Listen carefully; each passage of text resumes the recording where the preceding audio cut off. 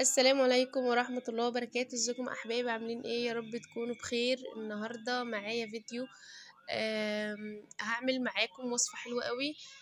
طاجن سمك اعمله على البوتاجاز من فوق، مش محتاج ان انا ادخله الفرن.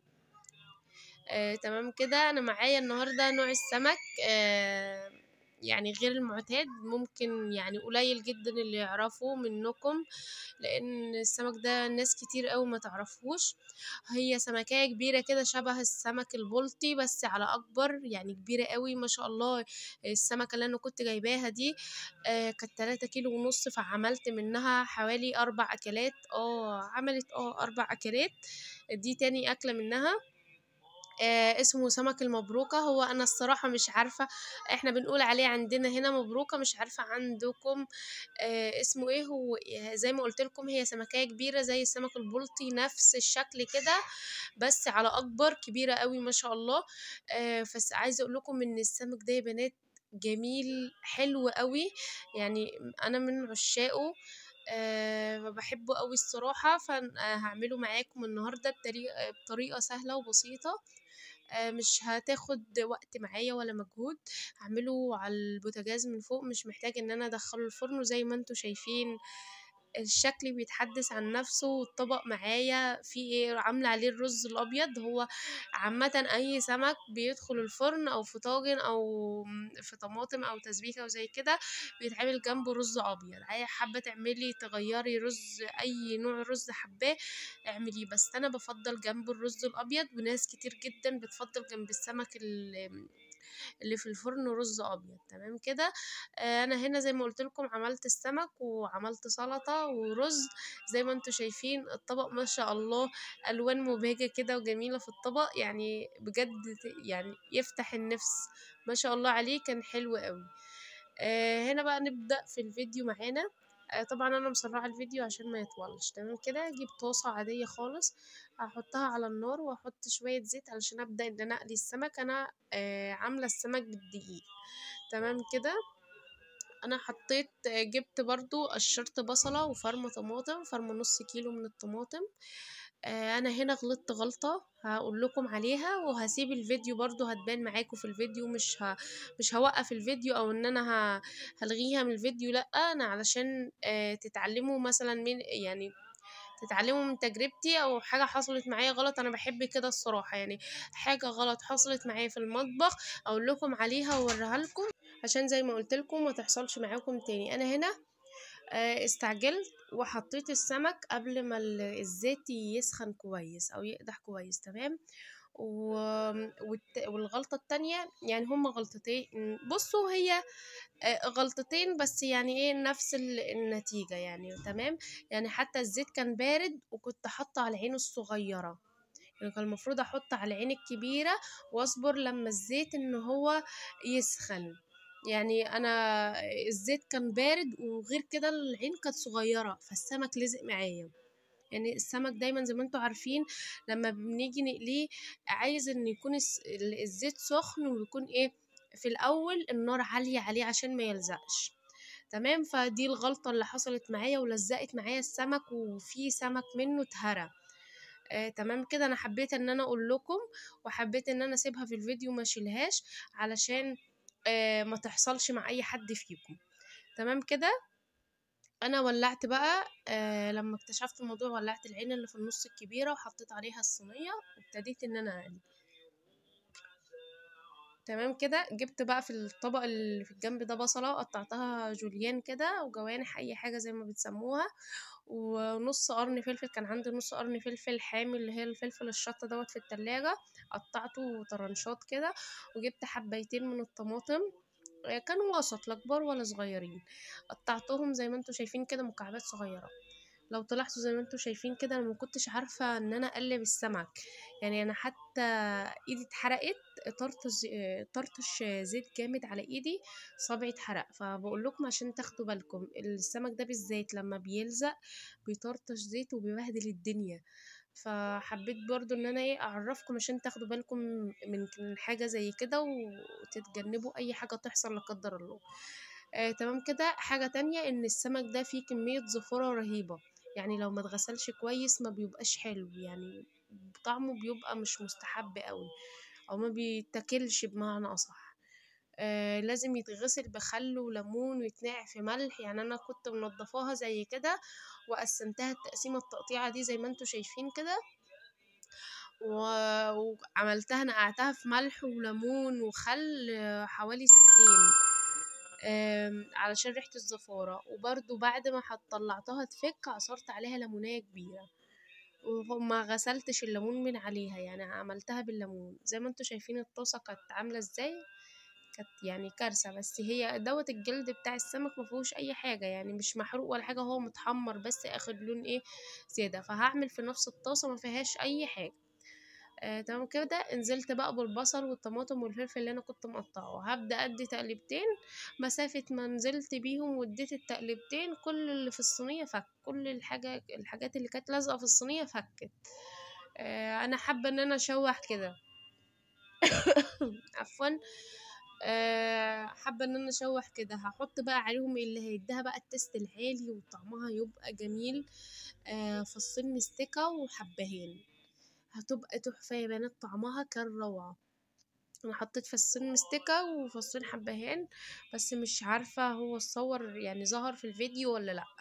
وحطيت توم، فلفل اسود وكزبرة ناشفة. سوري، توم لأ، ما حطيتش توم خالص عليها. حطيت كمون وفلفل اسود وكزبرة ناشفة. ونزلت بالطماطم برضو، ما يعني ما تكتريش طماطم علشان ما تبقاش الطماطم بتاعتها لما بتكون كتير ما بيبقاش طعمها حلو. انا كنت عامله نص كيلو طماطم بس.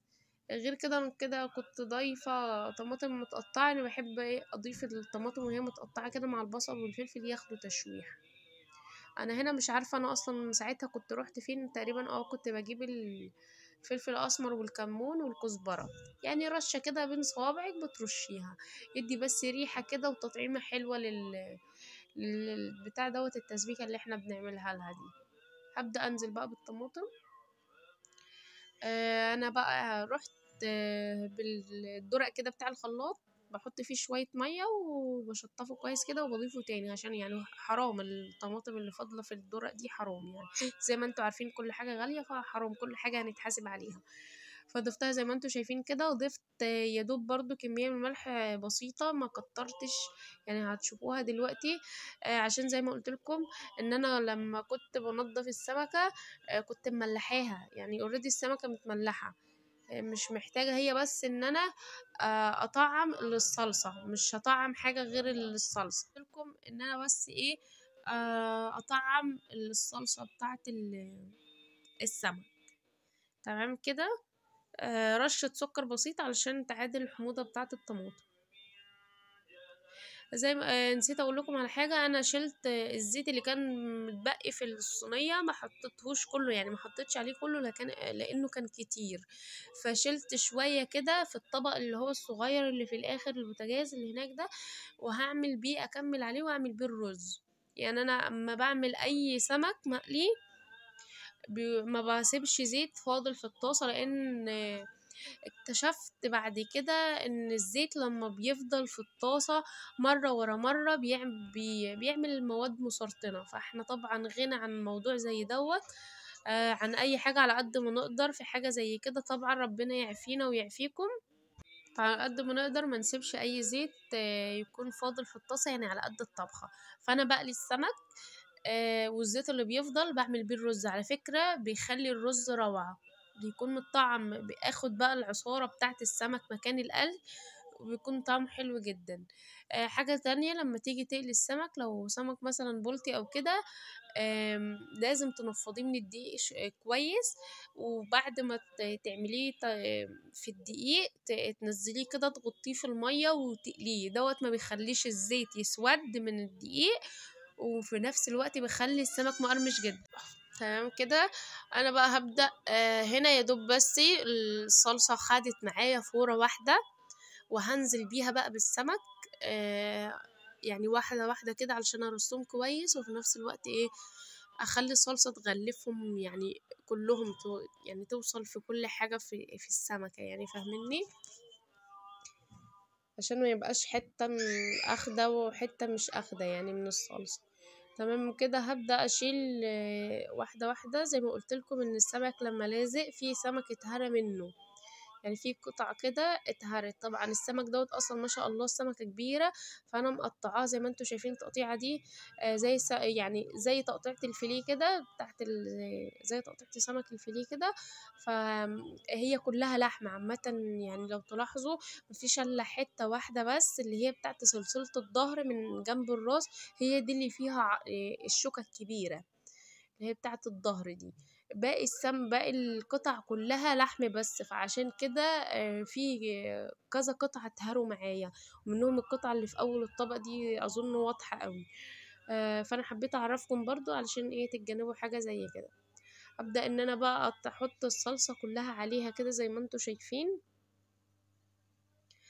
واوسع بقى مكان للحتتين اللي فاضلين دول عشان برضو ما يتهروش معايا، وعشان بعد ما يعني يخلصوا يستووا كده بعد ما يستووا اجي اغرف، ما اجي اشيل بالمعلقه ما يتهريش برضو معايا. على فكره هو ما خدش وقت خالص، يعني انا كنت قليه زي كده يعتبر نص قليه، ما استواش في قليه الزيت. وفي نفس الوقت برضو في التسبيكه ما خدش حاجه، يدوب بس التسبيكه نشفت عليه شويه، لانه ما بحبش يكون يعني تكون ميه قوي، يعني بحبها تكون ماسكه كده ماسكه نفسها، عشان ايه ناكل بيها كده مع الرز، يكون فيها ايه نظام إيه البصل والحاجات دي يا دوبك بس ايه نعرف ناكل بيها، ما بحبهاش تكون زي ما انتوا شايفين كده. تمام. انا بقى كده هسيبها مع نفسها كده شويه وهي مكشوفه، وبعد كده ايه يعني دقيقتين بالظبط كده وهغطيها، وهبدأ بقى اروح عشان اعمل الرز. زي ما قلت لكم انا هعمل رز ابيض كده، الم بقى الحاجات اللي حواليا دي كده علشان ايه اعرف اعمل الرز. ما بحبش اعمل رز والبوتاجاز عليه حاجات كتير لان بتلخبط يعني. زي ما قلت لكم هنزل بشويه الزيت اللي كنت شلتهم من السمك، من بواقي السمك، وهجيب ازازة زيت برضو واحط عليهم شوية كمان اضيف عليهم، لان دول طبعا مش هيكفوا الرز.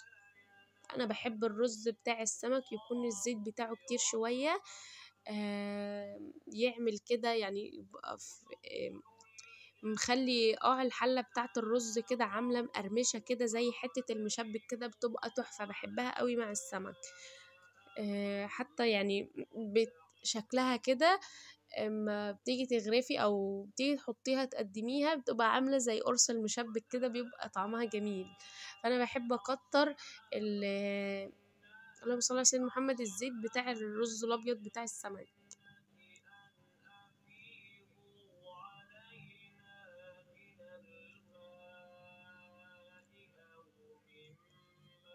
ادي كده الرز زي ما انتوا شايفين، أنا طبعا غسلاه نقيته وغسلته. الرز دوت رز بلدي، آم آم مش اللي هو الرز الوزاري، لأ. فعندي زي ما قلت لكم قبل كده، كنت عملت فيديو قبل كده، احنا بنجيب الرز بالسنة اللي هو الرز الشعيري، بنشتريه شعير في السنة زي كده، بنجيبه اللي هو يكفينا بقى السنة كلها. تمام كده. فعشان كده ايه لازم بقى يتنقى ويتغسل كويس مش زي الرز التاني يعني.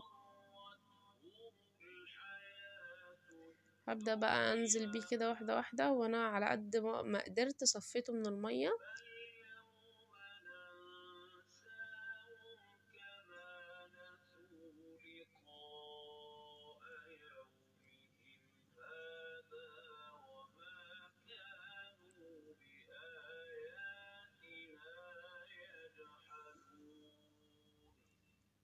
زي ما انتوا شايفين كده نزلت بالرز، هديله تقلبتين كده. عايزه بقى الرز يكون مظبوط معاكي ومفلفل مش معجون، شوحيه كويس قوي بالزيت، يعني الزيت يسخن وشوحي الرز ده كويس، يعني امسكي الرز كده غلفيه كده كله بالزيت، ياخد تشويحتين محترمين كده، بجد بيفرق جدا في الطعم. يعني ما تحطي الرز كده على طول وتحطي الملح والميه، غير ما تشوحي الرز تشويحتين 3 كده مع الزيت، بيفرق في الطعم فعلا، كطعم ولون وقوام الرز نفسه، يعني ما يبقاش معجن كده، تبقى حبات الرز مفلفلة كده. فاهميني؟ فانا بحب ان انا ايه اسيبه شويه كده، ما بضيفش الميه على طول. وغير كده برضو ما بضيف الملح وبعدين بسيبه شويه وبعدين اضيف الميه عليه. والميه بضيفها سخنه، يعني ما بضيفش ميه ساقعه. الميه الساقعه بتخلي الرز تحس ان هو معجن كده معايا، لانه بياخد وقت عقبال ما الميه تفور فيه، وبياخد وقت عقبال ما الميه تتشرب برضو فبيتعجن معايا. عايزه بقى يكون حلو الرز معاكي ومظبوط، ضيفي يا ميه من الكاتل يا ميه من السخان. على فكرة التريكات صغيرة، ممكن تكوني شايفة ان هي صغيرة بس بتفرق جدا في الطعم وفي الاكل. يعني دايما خلي ليكي ايه تريكاتك كده الخاصة بيكي، اللي هي تكون ايه مخلية اكلك مختلف. يعني زي ما فاكرين، يعني الناس ايام زمان كانوا يقولوا دايما ايه الست دي نفسها حلو في الاكل. يعني مش يعني مقصود هنا بنفسها ايه، يعني الاكل من ايدها بيطلع حلو غير اي واحدة تانية او غير اي اكل تاني. ليه؟ لان انت ليكي تركات معينة في الاكل بتاعك بتعمليها غيرك ما بيعملهاش، فبالتالي بيبقى الاكل بتاعك ليه مذاق معين كده، طعم معين، طعم مميز كده عن بقية اي حد تاني بيعمل اكل. فاهمني؟ فدايما خلي ليكي تركات خاصة بيكي كده دايما.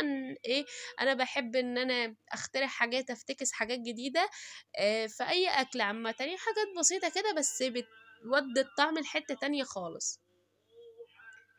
كده زي ما قلت لكم انا ضفت المية سخنة من السخان، ما الصراحة ما عملتش في الكتل، مع ان الكتل افضل.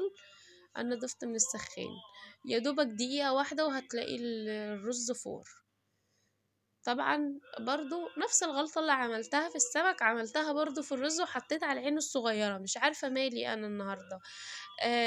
فاكتشفت برضو ان العين على طول انا كنت بعمل عليها الصراحة، كانت النار بتاعتها شديدة وحلوة، بس مش عارفة مالها. يعني انا لسه ملاحظة النهاردة ان هي النار بتاعتها هادية خالص. يعني لو كنت فضلت عليها كانت الرز دوت ما كانش خلص.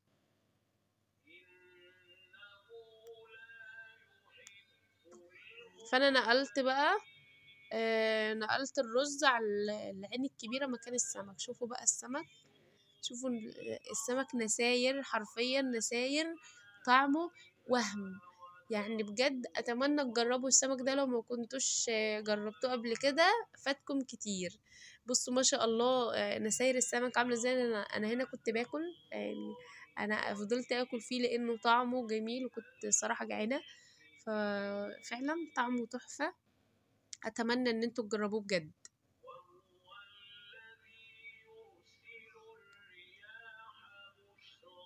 بصوا نساير، حرفيا نساير. يعني السمك دوت يا جماعة بجد حاجة وهم كده. لو وصلتي بقى لحد هنا في الفيديو، لو ما كنتيش مشتركة معايا في القناة شرفيني باشتراكك عشان عيلتي الجميلة تكبر بيكي. لو الوصفة يعني حسيت ان انت استفدتي، لو اي حاجة بسيطة لايك كومنت قوليلي بتتابعيني من اي بلد، لان الكومنتات دي بتسعدني جدا وانا بقراها. تعليق فبجد بفرح جدا بتعليقاتكم. فأتمنى لايك جميل كده وكومنت واشتراك في القناة لو مش مشتركين عندي عشان يوصلكم كل جديد. عشان زي ما قلت لكم لازم كل واحدة فينا يكون ليها يعني تركاتها المختلفة عن التانية في الأكل. فأنا عاملة القناة عشان أشارك معاكم تركاتي وافتكاساتي في الاكل ده. بحب افتكس كتير قوي في الاكل يا جماعه، فحبيت ان انا ايه افيدكم بيها. واللي حابب يعملها يتفضل طبعا على راسي من فوق وجودكم معايا في القناه، وفرحانه جدا بيكم. اتمنى القناه تكبر ويعني احقق حلمي فيها. معلش انا عارفه ان انا رغيت كتير في الفيديو ده. كده الرز زي ما وريتكم كده، رفعت الغطا اوريكم ان هو ابتدى يفور. كده بقى بعد ما الاكل خلص. يعني بجد انا كنت عملت شويه سلطه حطيت عليهم، يعني الصراحه ما كانش عندي خيار، فحطيت بقى طماطم وخس وجرجير وفلفل حامي. بتحبي الفلفل الحامي كان بها، ما بتحبهوش استبدليه بفلفل بارد. تمام.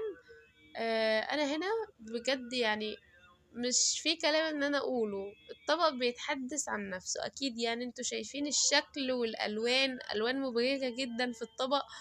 بالنسبة للسلطة والرز الابيض جنب السمك زي كده، وانتوا شايفين طبعا الوانه عاملة ازاي.